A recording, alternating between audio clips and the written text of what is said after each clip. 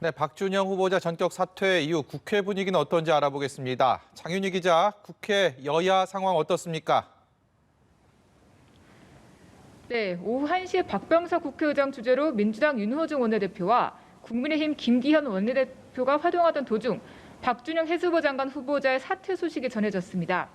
사퇴 소식이 발표된 직후 더불어민주당 송영길 대표는 박준영 후보자가 여러 어려움 끝에 사퇴했고 문재인 대통령도 고심 끝에 결정한 것으로 안다고 말했다고 고용진 수석 대변인이 전했습니다.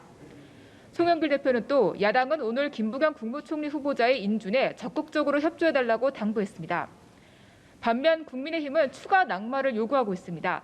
강민국 원내대변인은 의원총회를 마친 직후 박준영 후보자보다 더 문제가 많은 임혜숙, 노형욱 후보자에 대해서도 대통령이 지명을 처리한다는 의견이 더 많았다고 분위기를 전했습니다. 강 원내대변인은 만일 민주당이 오늘 총리 인준을 강행하면 우리가 어떤 강력한 투쟁을 할 것인가에 대해서도 의논해야 한다는 논의도 많았다고 덧붙였습니다. 네, 장윤희 기자, 민주당은 오늘 안에는 무조건 김부겸 총리 후보자 인준 절차 마무리하겠다 이런 방침인가요? 네, 그렇습니다. 일단 여야 원내대표는 잠시 뒤인 오후 4시 다시 만나 논의를 이어가기로 했습니다.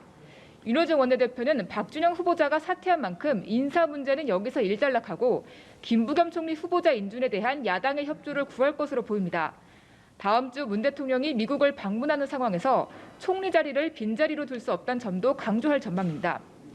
윤호중 원내대표는 의원총회에서 여야 원내대표 협상과 상관없이 빠르면 오늘 오후 5시 또는 오후 6시에 본회의를 열어 총리 인준안을 처리해야 한다고 강경한 입장을 밝혔습니다.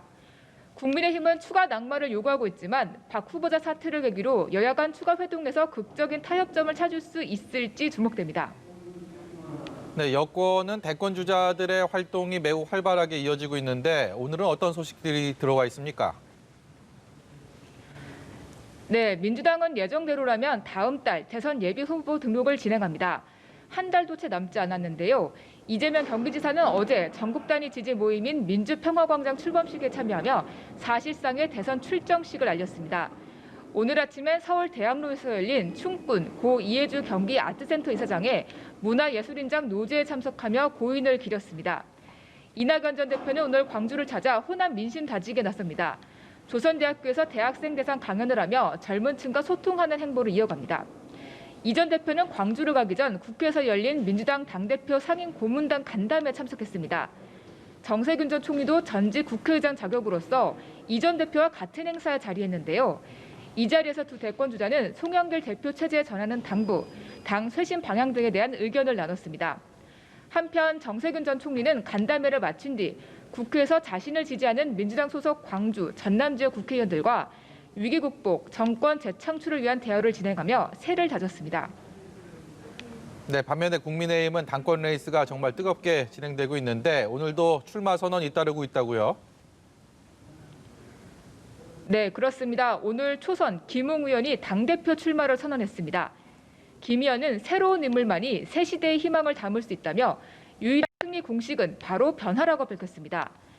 이준석 전 최고위원과 막판 단일화 등을 통해 새를 결집한다면 초선 당대표가 현실화될지 주목됩니다.